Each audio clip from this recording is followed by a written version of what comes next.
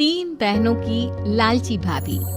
करिश्मा, रेशमा और मनीषा तीन बहनें हैं। उनका एक भाई भी है, मयंक। मयंक अपनी बहनों को बहुत प्यार करता है, लेकिन मयंक की पत्नी सविता इस मामले में मयंक से बिल्कुल ही अलग है। वो अपनी ननदों का जितना बुरा कर सकती है उतना बुरा करती ही रहती है और अपनी ननदों पर हुक्म भी चलाती है। करिश्मा, करिश्मा, तुमने अभी तक नाश्ता नहीं बनाया? तुम्हारे भैया को ऑफिस जाने में देर हो रही है। हाँ भाभी, बस अभी बनाती हूँ। करिश्मा, तुम ये ढीलापन छोड़ दो। कल को पराये घर जाना है। वहाँ अगर तुम इस तरह से काम करोगी तो लोग क्या कहेंगे कि माँ ने और भाभी ने कुछ सिखाया नहीं। और तुम्हारी दोनों बहनें कहाँ हैं? रेशमा मार्केट गई है और मनीषा सो रही है। क्या? सुबह के 8 बज रहे हैं और ये महारानी अभी भी सो रही है? ये कहते हुए सविता अपनी सास दुर्गा देवी के पास जाती है। माँ जी, देख रही हो अपनी बेटियों के तौर तरीके? क्या हुआ बहू? सुबह सुबह क्या कर दिया मेरी बेटियों ने? अरे एक तो अभी अभी उठकर किचन में गई है, दूसरी सुबह सुबह बाहर चली गई और तीसरी अभी तक सो रही है। क्या करूं मैं इन तीनों का? मैं तो परेशान हो गई हूँ। जा जाकर उठा उसे और रेशमा से मैं बात करती हूँ। सविता सीधा मनीषा के कमरे में जाती है और उससे कहती है, महारानी जल्दी उठो, सूरज सर पर आ गया है। भाभी थोड़ी देर और सोने दो ना, मैं रात को लेट सोई थी। वो क्या है ना, यूनिट टेस्ट चल रहे हैं। शराफत से उठती है या नहीं, या फिर पानी की भरी बाल्टी डालूं तेरे ऊपर? नहीं भाभी, मुझे बिस्तर में नहीं नहाना, उठती हूँ मैं। मनीषा जल्दी से उठकर बाथरूम में चली जाती है। सभी आराम से बैठकर नाश्ता कर रहे होते कि तभी रेशमा बाजार से हाथ में सामान लिए आ जाती है। रेशमा को देखते ही सविता उस पर बरस पड़ती है। लो, आ गई महारानी। ऐसा भी क्या सामान लाना था जो सुबह आंख मलते ही बाजार की तरफ रवाना हो गई? भाभी, कल आप ही तो चीख रही थी कि घर का सारा सामान मुझे ही लाना पड़ता है, घर में किसी को भी किसी काम से कोई लेना देना नहीं है। अब मैं बाजार जाकर सामान ले आई तो आपको इस बात से भी तकलीफ हो रही है? देख रही हो माँ जी, अपनी बेटी की जुबान कैंची से भी तेज चलती है। और मयंक, आप तो कुछ कहेंगे नहीं अपनी लाडली बहन को? रेशमा, अपनी भाभी से ऐसे बात नहीं करते। चलो माफी मांगो। भैया, मैं क्यों माफी मांगू? आप भाभी से बोलिए ना कि हम पर कम हुक्म चलाया करे। हम इस घर की बेटियां हैं और आपकी पत्नी की ननद है, नौकरानी नहीं। लो कर लो बात। इनकी भलाई के लिए कुछ भी बोलो तो इन्हें बुरा लग जाता है। इस घर में यही इज्जत है मेरी। देख लो माँ जी, आपकी बेटी किस लहजे में मुझसे बात कर रही है। सविता वहाँ से चली जाती है। मयंक को बहुत गुस्सा आता है, वो भी वहाँ से चला जाता है। फिर करिश्मा रेशमा को समझाती है, रेशमा, तुम्हें भाभी से माफी मांग लेनी चाहिए थी ना। लेकिन दीदी, मैंने कुछ किया ही नहीं, तो मैं माफी क्यों मांगू? हाँ करिश्मा दीदी, रेशमा दीदी जैसे ही घर में आई भाभी ही उन पर चिल्ला रही थी। हाँ, मैं मानती हूँ कि गलती भाभी की थी। मैं तो इसलिए बोल रही हूँ कि भाभी ने माँ को तो पूरी तरह अपने वश में कर लिया है। वो हमारी बात सुनती ही नहीं। मयंक भैया हमारे लिए हमेशा खड़े रहते हैं, इसलिए उनकी बात का मान तो तुम्हें रखना चाहिए था ना।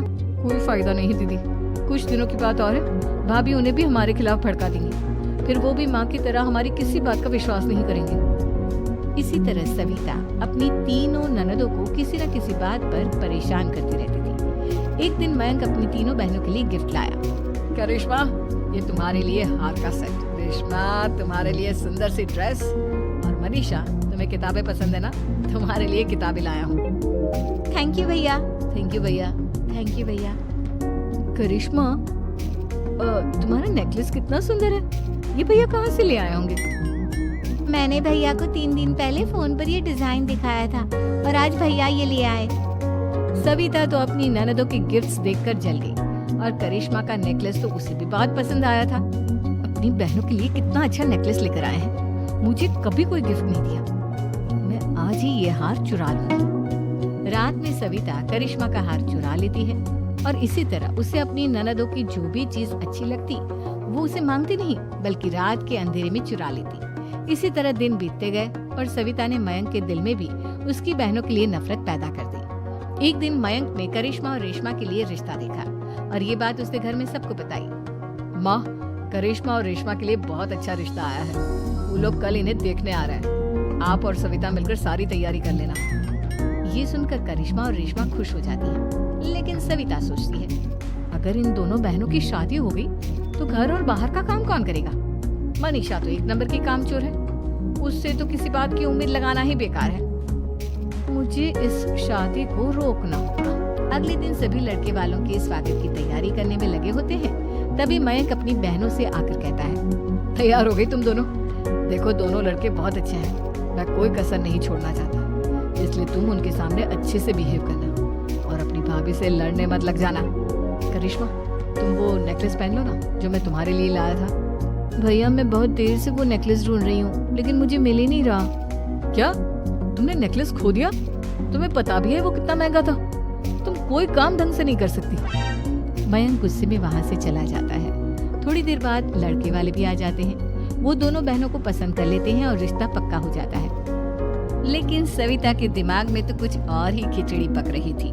वो पंडित जी के पास करिश्मा की कुंडली लेकर जाती है और उन्हें पैसे देकर करिश्मा की कुंडली बदलवा देती है। जब लड़के वालों के पास करिश्मा की कुंडली जाती है तो वो दुर्गा को फोन करते हैं।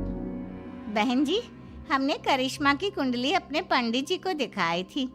आपकी बेटी की कुंडली नहीं बल्कि दोषों का पिटारा है। देखिए, मैं और मेरे पति इन सब बातों में बहुत विश्वास करते हैं, इसलिए हम आपकी बेटी से अपने बेटे की शादी नहीं करा सकते। इस तरह करिश्मा का रिश्ता टूट जाता है और सभी घर वालों को बहुत दुख होता है। अब कविता सोचती है, चलो करिश्मा का तो रिश्ता टूट गया, अब रेशमा का भी रिश्ता तोड़ना है। क्या करूं? अब सविता आवाज बदलकर किसी अननोन नंबर से रेशमा के होने वाले ससुराल में फोन करती है। हेलो, मैं कौन हूँ कौन नहीं ये आपके लिए जानना जरूरी नहीं। बस इतना सुन लो कि रेशमा का 2 साल से किसी के साथ अफेयर चल रहा है। बस रेशमा का रिश्ता तोड़वाने के लिए सविता का इतना कहना काफी था। अब रेशमा का भी रिश्ता टूट गया। मयंक और दुर्गा देवी ने रेशमा को खूब खरी खोटी सुनाई और उससे बार बार उस लड़के के बारे में पूछने लगी। आप दोनों मुझे क्यों परेशान कर रहे हो?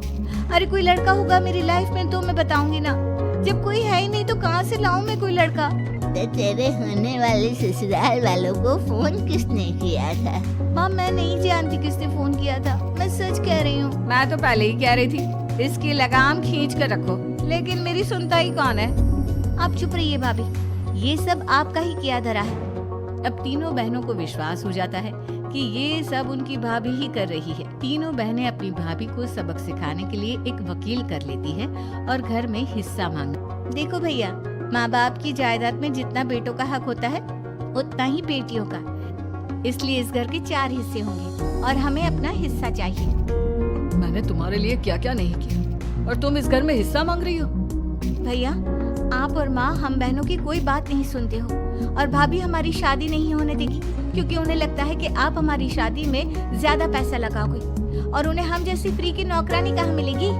तो हम भाभी के साथ तो रह नहीं सकते, हम बहनों को अपना हिस्सा चाहिए। अरे तुम्हें शर्म आनी चाहिए अपनी भाभी पर ऐसा इल्जाम लगाते हुए।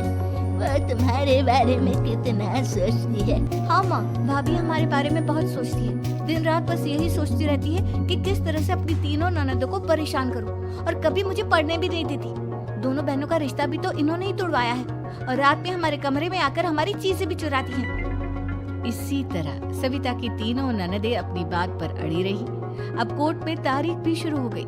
जब सविता को लगा कि उसकी तीनों ननद इतनी आसानी से नहीं मानने वाली, तो उसने अपने पति और सास को सारी सच्चाई बता दी और अपनी तीनों ननद से माफी मांगी। मयंक और दुर्गा को भी अपनी गलती का एहसास हो गया। अब सविता खुद करिश्मा और रेशमा के लिए अच्छा रिश्ता ढूंढती है और उनकी शादी करवा